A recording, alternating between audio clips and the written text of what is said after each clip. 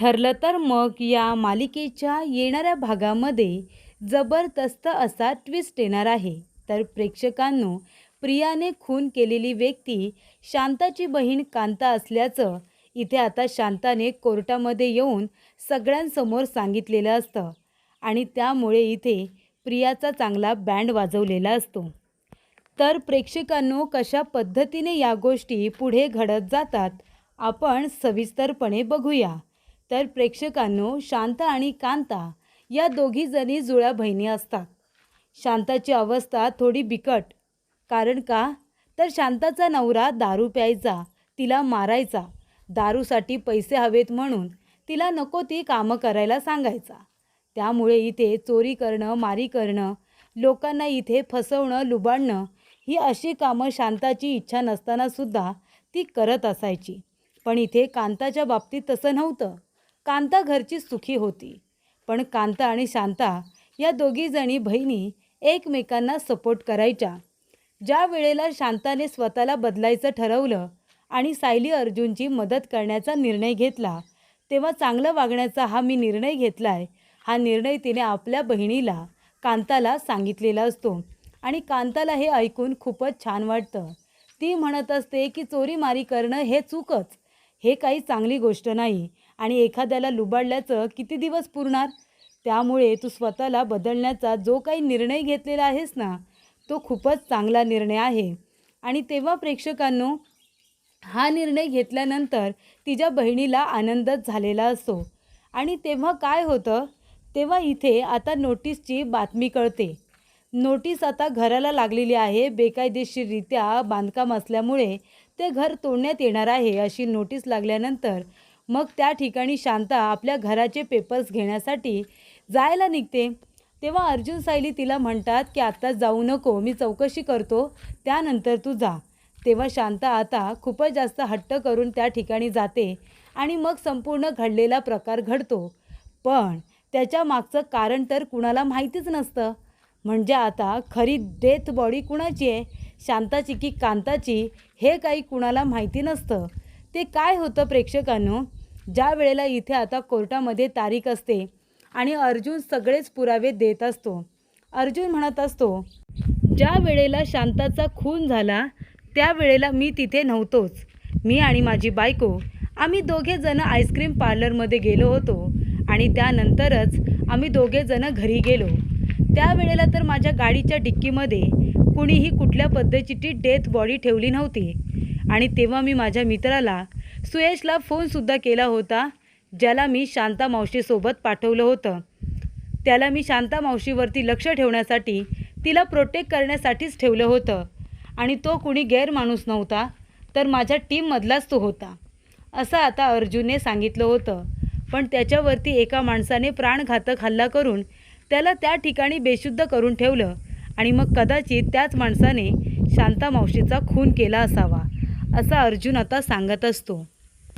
अर्जुनने आता स्वतःच्या बाजूने साक्ष देण्यासाठी बऱ्याच माणसांना तिथे बोलावलेलं असतं.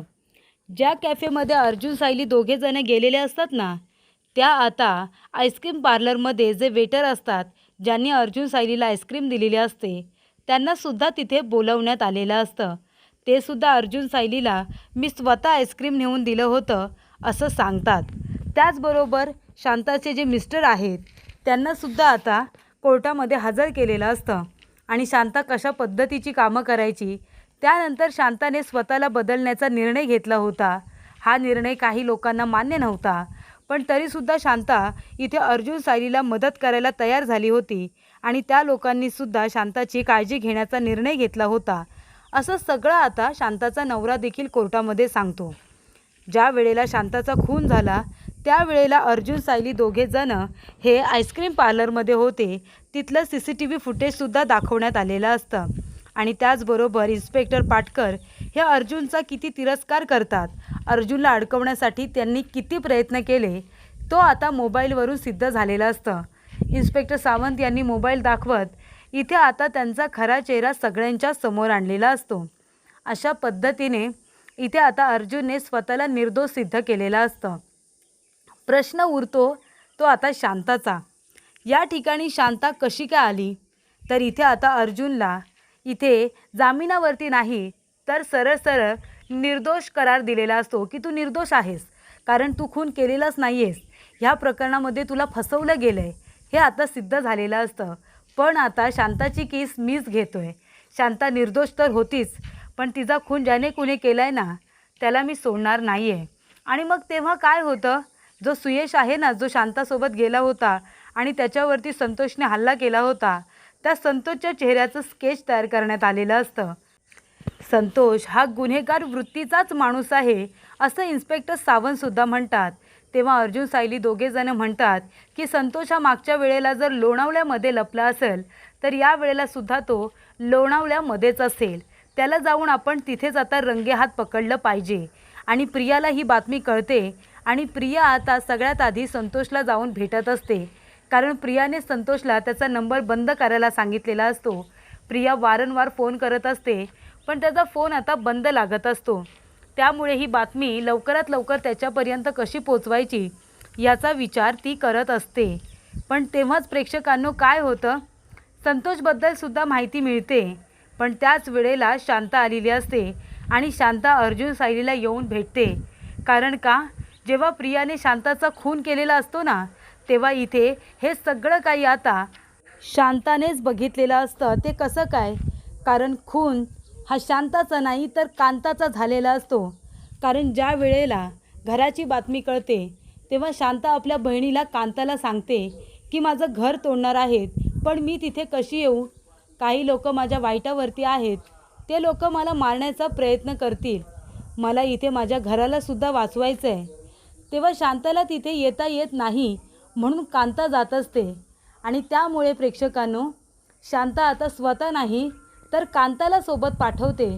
पण ही गोष्ट कुणालाही माहिती नसते, कारण त्या ठिकाणी आता कांता गेलेली असते आणि खून हा शांताचा नाही तर कांताचा झालेला असतो.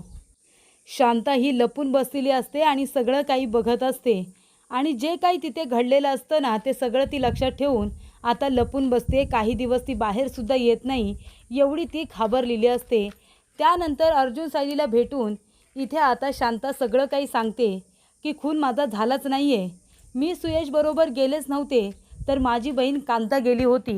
तिने हट्टच केला होता तू जायचं नाही म्हणून, घराचे पेपर आणायला मी जाईन, कारण तुझ्या जीवाला धोका आहे ना, जी काही अडचण असेल मी बरोबर सगळं काही इथे मॅनेज करेन असं तिने मला सांगितलं होतं.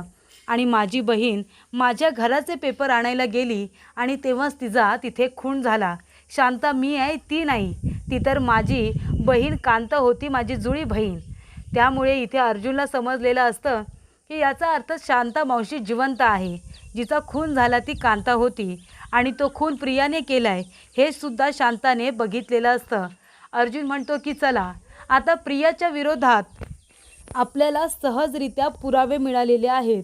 लोणावळ्यामध्ये जाऊन इथे आता संतोषला पकडण्यात आलेलं असतं.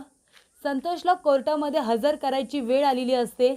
प्रियाला वाटत असतं अर्जुन सायली संतोषपर्यंत काही पोचणार नाही. तेव्हा इथे अर्जुन सायली पूर्वाच्या मदतीने संतोषला पकडतात आणि त्याला एका ठिकाणी डांबून ठेवतात.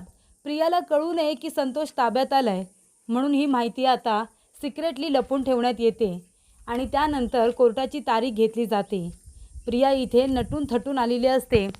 आता अर्जुन काय पुरावे सादर करणार, त्याच्याकडे तर पुरावे नाहीच आहेत.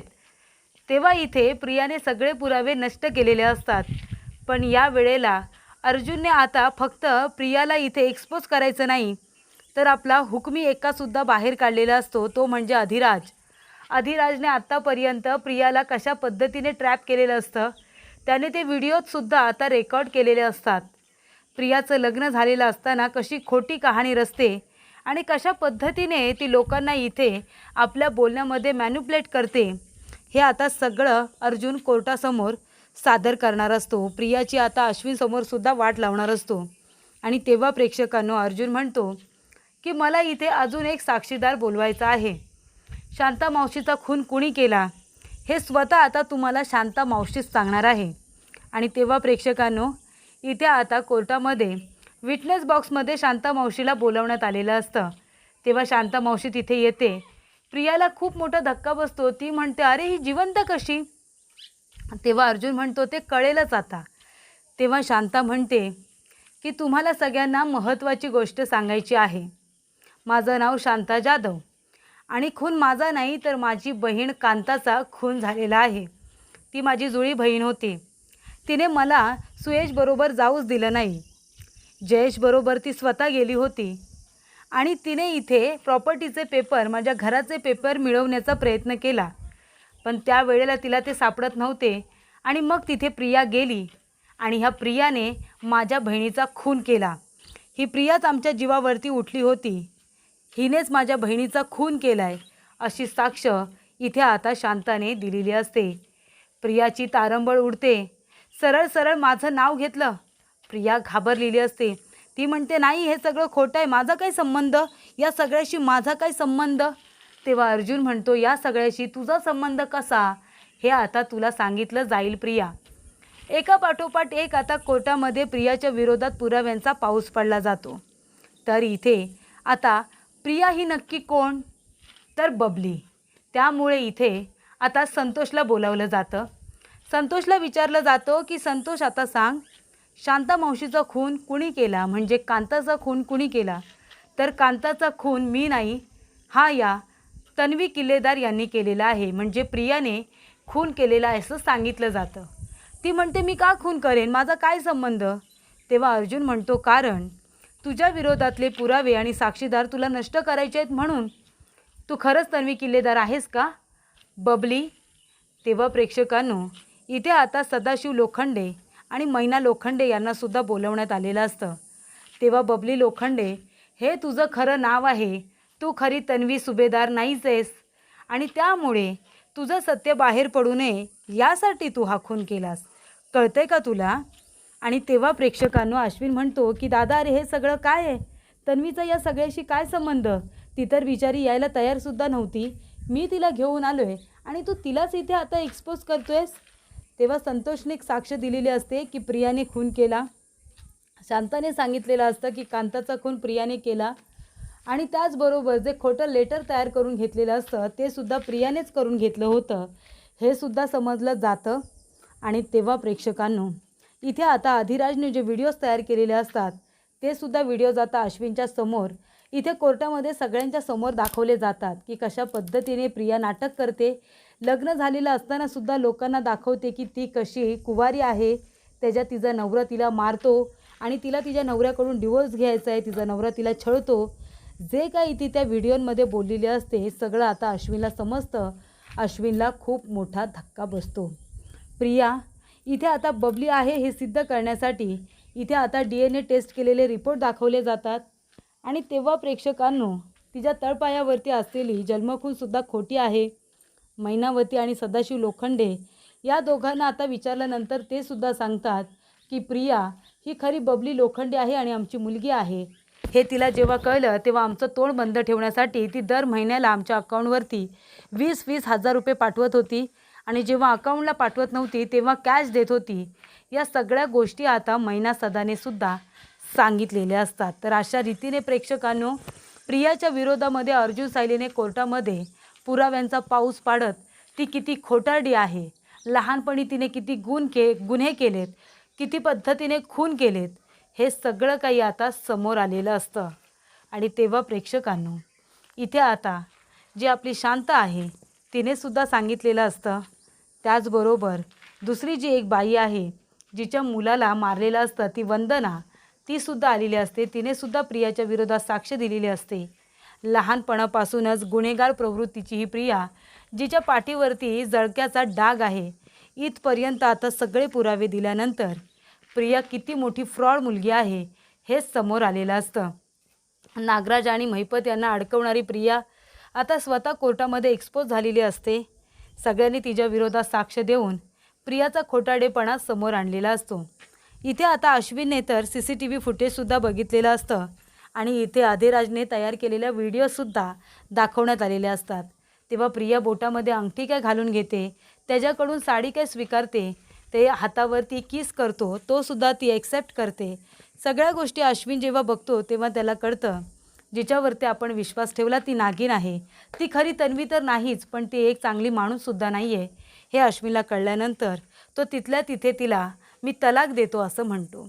मी लवकरच पेपर तयार करेन, त्याच्यावरती सही करून तुझ्यासोबत असलेले सगळे नाते तोडून टाकेन असं अश्विनने ठरवलेलं असतं. तर अशा रीतीने प्रेक्षकांनो, कोर्टामध्ये आता स्वतः शांताने साक्ष देत खून झाला ती कांता होते असं म्हणत खून करणारी प्रिया होती असं सांगत प्रियाला आता तिच्या गुन्ह्याची शिक्षा मिळवून देते.